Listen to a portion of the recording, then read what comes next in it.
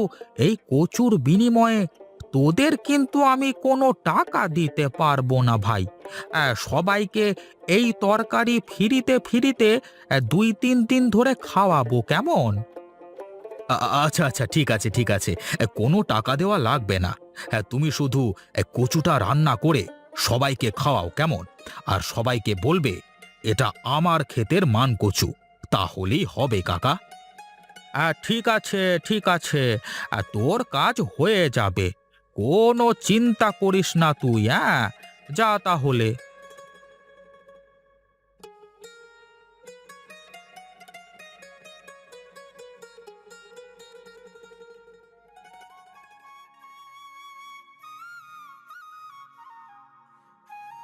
আমাকে একটা কচু দাও তো দাদা।